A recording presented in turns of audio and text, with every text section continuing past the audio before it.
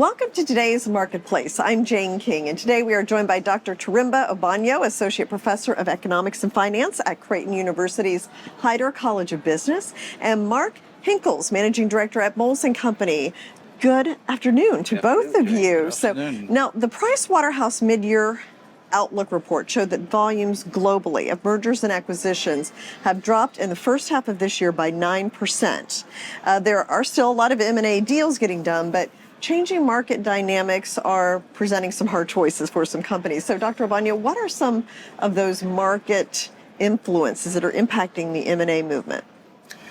Yeah, I think going into 2025, we've seen a number of uncertainties that seem to be, clogging the market quite a bit. So, for example, big news has been on the tariffs, for example. So everyone's been talking about those. Everyone's waiting to see what's going to happen on those. So before you commit such a tremendous amount of capital, you kind of want to make sure that you're buying the right business and it makes sense for this. So we are waiting to see some of that unfolds. You've also got interest rates being fairly high, so capital is quite expensive, so everyone's being a little bit careful. So those are some of the big factors that I see sort of holding up the market a little bit at the moment. And then just cover some of the basics. How can M&A activity impact the valuation of companies? Yeah, so when you think of an M&A and one company trying to buy another one, I usually think of three things. One is you want to make sure you have the right target, and then two is you want to get the right price, and then three, you're worrying about the the integration that comes afterwards. So at the moment, with all the uncertainties around tariffs and interest rates, and also artificial intelligence and how companies are deploying that, everyone's still trying to find their footing around some of these, and so pricing companies is a little bit difficult when you have uncertainties, for sure. So getting the right price when you're trying to get a deal, even if you've got the right company, still kind of remains to be seen. So some of those uncertainties still become a big driver of one of the really important pieces of an M&A transaction. Yeah. And Mark, turning to you, so amid these complex market trends that we're seeing, how do strategic experts like Moelis Company see through all this turbulence? How do you kind of understand what shareholders want and determine a value in that environment? Well, thank you for inviting me, Jane. Well, at Moelis Company, just to provide some context, so we're a relatively young firm. We're 18 years old.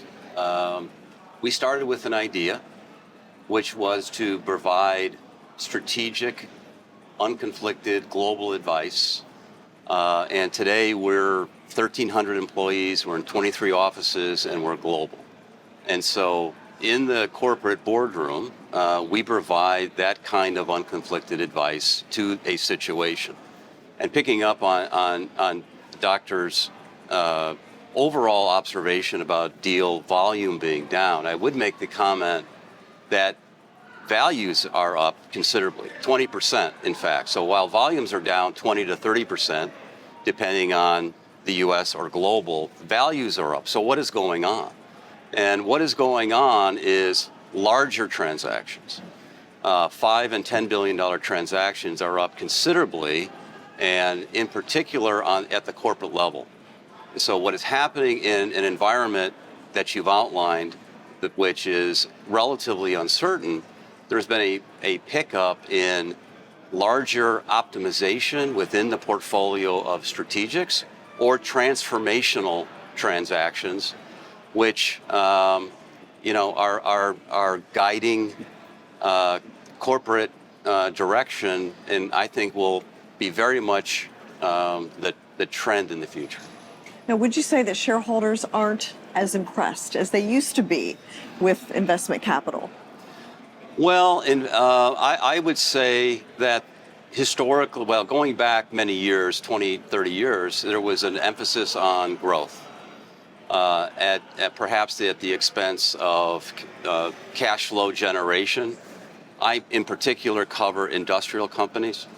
And what we have seen in the boardrooms has been a re-emphasis on free cash flow generation. So strategically, if there is a target and the pro forma results of that target are interesting, the next step in the decision is, what does this do pro forma for the overall company? Can we get re-rated?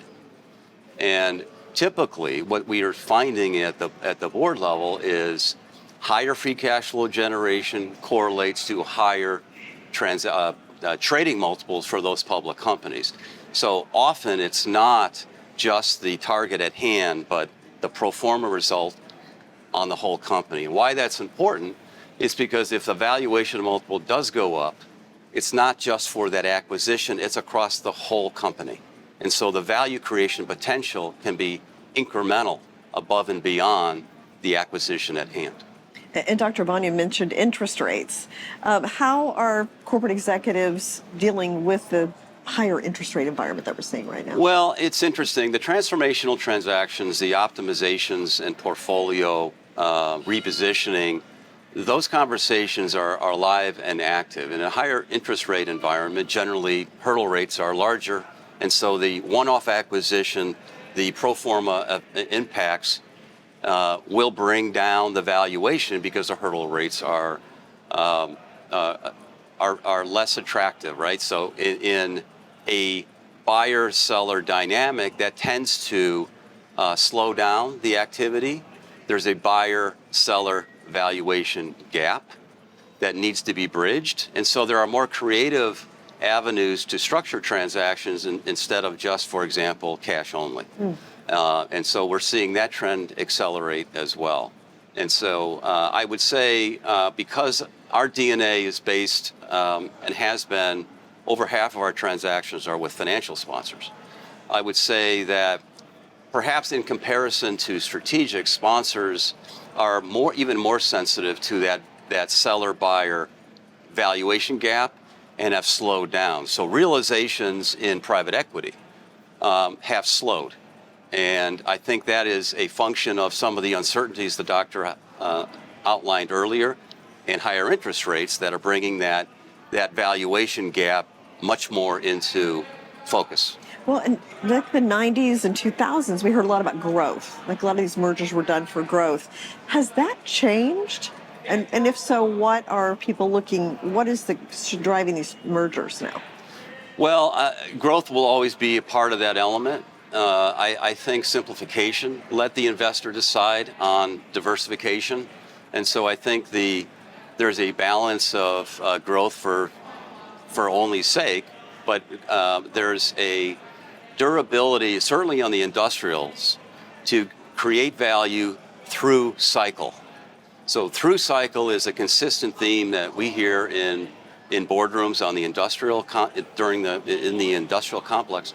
And so growth, sure, but growth through the cycle with all the levels of uncertainty is really paramount. And that, again, impacts the valuation discussion, depending on what point of the cycle we happen to be in the current month.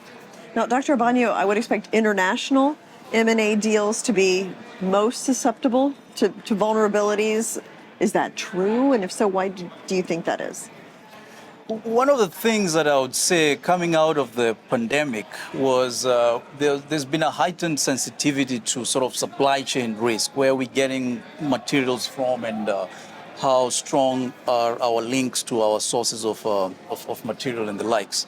And so given that, and then the backdrop of the tariffs and still some geopolitical concerns to shake out, it necessarily means that everyone's being quite careful with trying to go cross border. So in some cases, I would say some of the risks that we have seen are geopolitical risk to it. So some of those are a little bit more emphasized when you're looking cross-border, trying to buy a company abroad. And so that's playing out quite a bit in my viewpoint.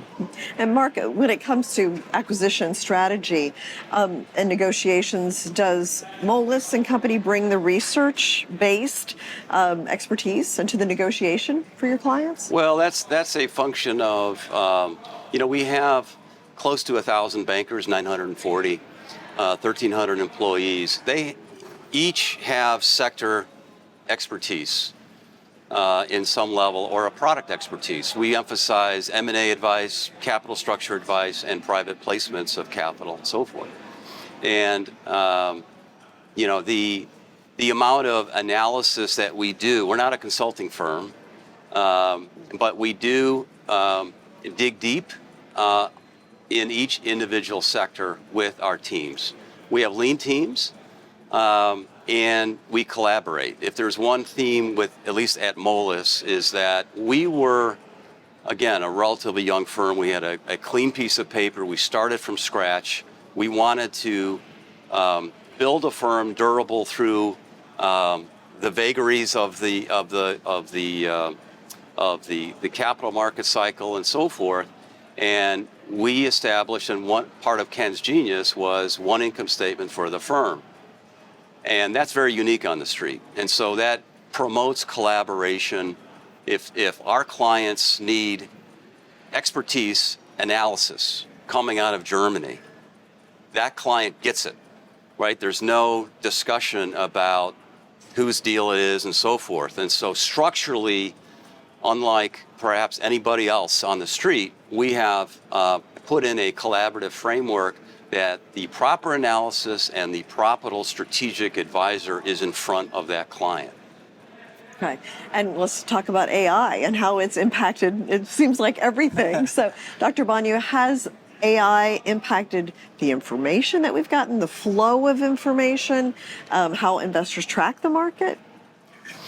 Definitely AI is a big piece of everything that's going on in the marketplace right now. And we're increasingly seeing companies committing capital towards investments in AI, and for good reason at this point in time. If you don't, you're probably being left behind.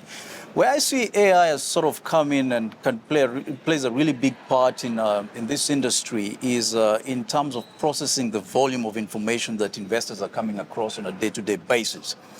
We've got the traditional sources of data that we rely on, the financial statements and the likes that you get from a company, but increasingly investors are relying on different sources of information from a whole range of sources. So the AI's ability to digest such volumes of information and give us something coherent in a very short window of time confers quite an important advantage to investors and others in this space.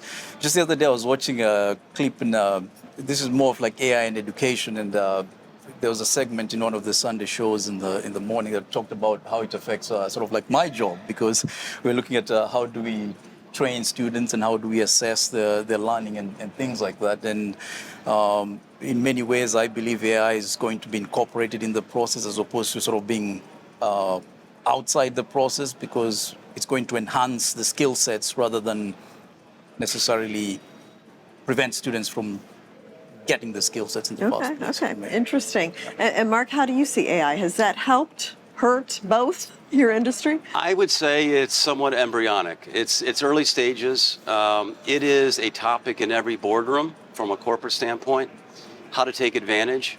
I think from a Moelis standpoint, certainly we are beginning to use AI to accelerate the processing of vast amounts of information and predictive information to help strategic thinking. And again, we're built to provide independent advice. And the more information that we can use in that calculus, the better. So I would anticipate a great acceleration of AI.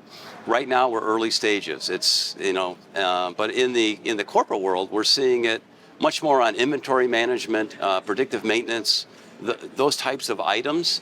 I expect that to greatly accelerate. Okay. And I would add, in terms of, I also feel as though it's playing a part in the M&A deals, because you're not really ready to deploy tremendous amounts of capital buying a company whose AI prospects you're not exactly sure. So given this is still in an embryonic stage, there's still some learning to happen and some distance to go. And perhaps in some cases, everyone's keeping their powder dry until some of that unfolds a little bit more. Okay. Very interesting. Thank you so much, Dr. Mark, for joining us. Thank you, Very Jane. insightful. Yeah, thank you for having me.